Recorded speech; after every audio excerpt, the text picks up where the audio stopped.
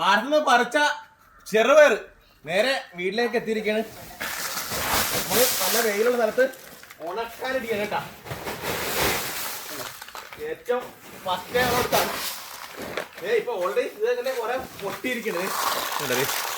അപ്പൊ ഇനി 2 വെയിലോടെ കൊള്ളുമ്പോൾ ഫുള്ള് സെറ്റാക്കി കിട്ടും. ചെറിയ കലത്തില് ഇട്ട് കഴിഞ്ഞാൽ പെട്ടെന്ന് തന്നെ ഉണക്കി കിട്ടുവേ.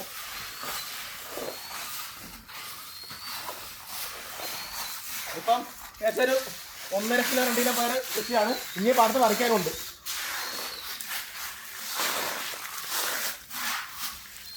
ഈ ചെറുപയറിന്റെ പ്രത്യേകത കാര്യമായിട്ട് പരിചരണം കൊടുക്കാതെ കൊല്ല പോലെ ഉണ്ടാകും എന്നുള്ളതാണ്. ഇതല്ലേ ചെറുപയർ വിളവെടുത്തോണ്ടിരിക്കുകയാണ്. രാവിലെ തന്നെ വിളവെടുക്കണം. അപ്പോൾ രാവിലെ പറിച്ച് വെയിലത്തായിട്ട് ഇടുകയാണെങ്കിൽ അന്ന് തന്നെയൊക്കെ കുറേയൊക്കെ പൊട്ടി വിടർന്ന് വരും. അപ്പോൾ ആ രീതിക്കാണ് ചെയ്തിരിക്കുന്നത്. ഇവിടെ കൃഷി എന്ന് വെച്ചാൽ 2 രീതി ചെയ്യാം. കണ്ടേ, ഇവിടെ എന്ന് വെച്ചാൽ ഒറ്റ വിളവെടുപ്പിന് വേണ്ടി കൃഷി ചെയ്യാനായിട്ട് പറ്റും. കണ്ടത് ഇവിടെയൊക്കെ എന്ന് വെച്ചാൽ പച്ചപ്പയറുണ്ട്. നോക്കിയാൽ പച്ചപ്പയറുണ്ട്. അപ്പം അങ്ങനെയുള്ള സൈഡിയൊക്കെ ഈ പച്ചപ്പയറോടെ ഉണങ്ങി വരാനായിട്ട് നിൽക്കും. അല്ലാത്തതൊക്കെ ഇത് കണ്ട ഇതുപോലത്തൊക്കെ ഫുള്ള് ചൂടെ പറിച്ചെടുക്കും. കേട്ടാകുമ്പോൾ പറിച്ചെടുക്കാൻ എളുപ്പമാണ്. ഇതിൻ്റെ ഏറ്റവും വലിയ വിഷയം എന്ന് വെച്ചാൽ പറിച്ചെടുക്കാനുള്ള ലേബറാണ് വരുന്നത് കേട്ടോ. അപ്പോൾ ഇങ്ങനെ ആകുമ്പോൾ പെട്ടെന്ന് തന്നെ നമുക്ക് പറിച്ച് ഉണക്കിയെടുക്കാനായിട്ട് പറ്റുമേ. ഉണങ്ങിയിട്ട് വിലയെടുക്കുന്നതാണ് ഏറ്റവും നല്ലത്. കേട്ടോ, ഈ സമയത്തൊക്കെ പച്ചപ്പയറൊക്കെ ഉണ്ടാവും വിലയെടുക്കുന്ന സമയത്ത്. അപ്പോൾ അഥവാ ഉണ്ടെങ്കിൽ തന്നെ ഇതിൻ്റെ കൂടെ ഇട്ട് കഴിഞ്ഞാൽ കടിയം പയറായിട്ട് മാറും. സോഫ്റ്റായിട്ട് വെന്ത് കിട്ടിയല്ല. അപ്പോൾ അതുകൊണ്ട് ഉണങ്ങിയിട്ട് വേണം ഈ പയർ ഹാർവെസ്റ്റ് ചെയ്യാൻ. പച്ചപ്പയറാണ് ഇത്. ഉണക്കുന്നതിനെ വിഷയമുള്ളൂ. ഈ പച്ചയിട്ട് തന്നെ ഉണ്ടല്ലോ അതെ ഇതുപോലെ എടുത്ത് നമുക്ക് തോരൻ വെക്കാനും മെഴുക്ക് വെട്ടാനൊക്കെ അടിപൊളിയാണ്. അപ്പോൾ 2 പർപ്പസ് നടക്കും. അതുപോലെ എല്ലാം മണിയാണ് വേണ്ടത്. എല്ലാ കാമ്പിലും മണിയാണ്. അതുകൊണ്ട് തന്നെ ചെയ്താലും ഭയങ്കര ടേസ്റ്റ് ആയിരിക്കും. ഒരു വെറൈറ്റി ആയിട്ടാണ്. വർഷങ്ങളായിട്ട് ചെറുപയർ കൃഷിയുടെ മോഡൽ എന്ന് വെച്ചാൽ ട്രാക്ടർ ഇട്ട് നന്നായിട്ട് ഇളക്കും. എന്നിട്ട് ട്രാക്ടർ ഉപയോഗിച്ച് തന്നെ വരം പോരും. ചെറിയ വളങ്ങളും കൊടുക്കും. നല്ല വളക്കുള്ള പാടാണെങ്കിലും ജൈവവളങ്ങൾ കൊടുത്തിട്ടാലും കുഴപ്പമില്ല, അത്യാവശ്യം ഈൽഡ് കിട്ടും. അപ്പോൾ നമ്മൾ ഒറ്റ വിളവെടുപ്പാണ് പ്രധാനമായിട്ടും ഫോക്കസ് ചെയ്യുന്നത്. രണ്ടാമത് വീണ്ടും പൊട്ടാഷ് വെള്ളങ്ങളൊക്കെ സ്പ്രേ ചെയ്ത് കൊടുക്കാനുണ്ടല്ലോ. ഒരു വെള്ളത്തിൽ 5 ഗ്രാം വെച്ചൊക്കെ സ്പ്രേ ചെയ്ത് ഇലകളിൽ കൊടുക്കാമെങ്കിൽ 13.40 കൊടുക്കാമെങ്കിൽ വീണ്ടും നമുക്കൊരു വിളവെടുപ്പ് നടത്താം. പക്ഷേ നമ്മളത് കൂടുതലും ഫോക്കസ് ചെയ്യാറില്ല എന്നുള്ളതാണ്. ഒറ്റ വിളവെടുപ്പ് കഴിഞ്ഞ് ഈ കൃഷി അവസാനിപ്പിക്കുന്ന രീതിക്കാണ് കൃഷിയെ കൊണ്ടുപോകുന്നത്. അത് കഴിഞ്ഞ് ഉടനെ നെൽകൃഷി ചെയ്യും. അതാകുമ്പോൾ ഒരുപാട് നൈട്രജൻ ഈ പയറിൻ്റെയൊക്കെ വേരുകളിൽ സ്റ്റോർ ചെയ്യും. അപ്പോൾ അങ്ങനെ കൂടുതൽ ഈൽഡ് നെൽകൃഷിക്കും കിട്ടുന്ന ഒരു മോഡലാണ് ഈ പ്രദേശങ്ങളിലൊക്കെ ചെയ്യുന്നത്. പ്രധാനമായിട്ടും പച്ചക്കറിയുടെ സീസണാണ് ജനുവരി മാസം തുടങ്ങിക്കഴിഞ്ഞാൽ. അപ്പോൾ നമ്മൾ പച്ചക്കറി ഒരുപാട് പ്രൊഡക്ഷൻ ചെയ്ത് കഴിഞ്ഞാൽ ഉദ്ദേശിക്കുന്ന വിലയും കിട്ടിയില്ല. അപ്പോൾ ഇതെന്ന് വെച്ചാൽ മൂല്യവർദ്ധിത ഉൽപ്പന്നങ്ങളായിട്ട് ഈസി ആയിട്ട് റെഡിയാക്കി വെക്കാവുന്ന ഒരു ഉൽപ്പന്നമാണ്. മാത്രമല്ല ഇതൊക്കെ നമ്മൾ അടച്ചുറപ്പിൽ പത്രത്തിൽ നന്നായിട്ട് ഉണക്കി വെക്കാമെങ്കിൽ 1 വർഷത്തോളം കേടുകൂടാതിരിക്കും.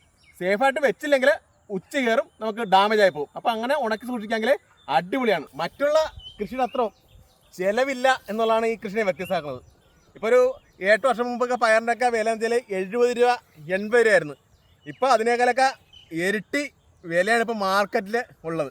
അതുപോലെ നമുക്ക് സുരക്ഷിതമായ ആഹാരം എന്ന രീതിയിലും ഈ കൃഷിയെ കാണാവുന്നതാണ്. വെച്ചിട്ട് കഴിഞ്ഞാൽ കാര്യമായ ജലസേനം കൊടുക്കണ്ട. അതാണ് ഏറ്റവും എളുപ്പമാക്കുന്നത്. 60 ദിവസം മുതൽ പയർ വിളവെടുത്തും തുടങ്ങാം. ഉണങ്ങിയിട്ട് പറിക്കുന്നതുകൊണ്ട് തന്നെ തത്തയ്ക്ക് എളുപ്പമാണ്. ഈസി ആയിട്ട് കഴിക്കാണ്ട് വരുന്നത്.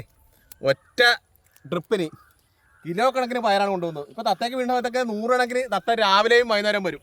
രാവിലെ 6 മണി മുതൽ ഒരു 8 വരെ വെയിലടിക്കുന്നവരെ തത്തയുടെ ആക്രമണം ഉണ്ടാവും. വൈകുന്നേരം 3 മണിക്കും 6 മണിക്കും ഇടയ്ക്ക് തത്തേനെ കൂടെ നോക്കി വെച്ചിട്ടുണ്ടല്ലോ, വളരെ എളുപ്പത്തിൽ കൃഷി ചെയ്യാം. അതാണ് ഈ കൃഷിയുടെ ഏറ്റവും വലിയൊരു പ്രതിസന്ധിയും.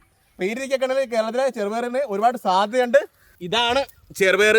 വിളവെടുത്ത് കഴിഞ്ഞാൽ ചെയ്താണ് ഏറ്റവും കനം കുറച്ചിടുന്നതാണ് ഏറ്റവും പെട്ടെന്ന് നന്നായിട്ടാണല്ലേ ചെറിയ രീതി.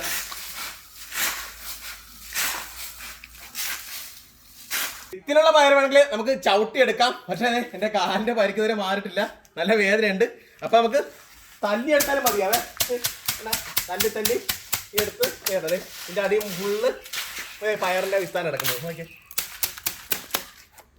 വിളവെടുക്കുന്ന ഉണക്കി മാറ്റിയാണ്. അപ്പോൾ രാവിലെ നല്ല വെയിൽ ഇറക്കി മുമ്പാണെങ്കിൽ പയറിങ്ങനെ പൊട്ടിപ്പോയില്ല കേട്ടോ. നമുക്കൊരു 10% മാത്രമേ ഇങ്ങനെ പൊട്ടുള്ളൂ. നല്ല വെയിലിൽ, അതായത് നല്ല പയറിന് ചൂടുള്ള സമയത്ത് തന്നെ ഇങ്ങനെ കരിയിലെ പോലെ ഉണങ്ങി തുടങ്ങും. അപ്പോൾ പെട്ടെന്ന് പൊട്ടി കിട്ടുന്നത്. ഇപ്പം പയർ കുറച്ച് നാച്ചുറലായിട്ട് പൊട്ടിയതാണ്. അപ്പം ഈ രീതിക്ക് പയർ നമുക്ക് സ്റ്റോക്ക് ചെയ്ത് വെക്കാൻ പറ്റാം. ഇത് നമുക്ക് കൃഷിയും ചെയ്യാം, വീട്ടാവശ്യത്തിന് ഉപയോഗിക്കുകയും ചെയ്യാം. അടിപൊളിയല്ലേ? അപ്പം മറ്റൊരു വീട്ടിൽ മറ്റൊരു വിഷയമായിട്ടാണ്. ബൈ.